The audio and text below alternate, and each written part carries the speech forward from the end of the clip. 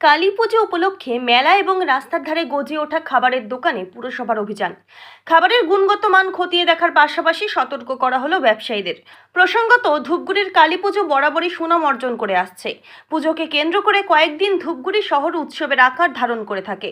আর এই উৎসবে শহরের রাস্তার আশেপাশে প্রচুর অস্থায়ী খাবারের দোকান গজিয়ে ওঠে।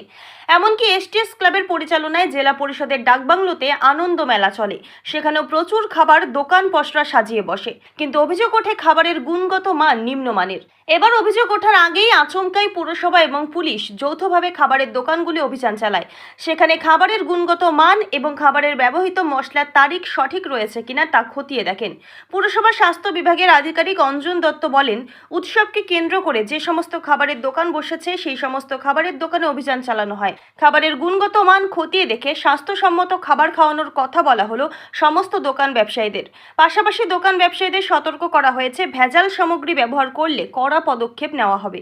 ধূপগুড়ি পৌর এলাকায় অভিযান চালাচ্ছি, মূলত খাবারের দোকান, যাতে লোক খাবার পেয়ে থাকে, ভালো খাবার, বিশুদ্ধ খাবার, এবং স্বাস্থ্যসম্মত খাবার যাতে পেয়ে থাকে, সেটার ব্যাপারে আমরা অভিযানে।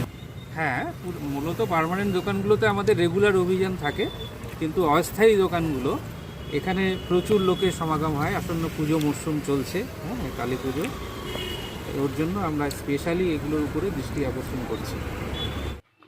ধূপগুড়ি থেকে ভাস্কর মহন্তের রিপোর্ট, আমাদের টিভি।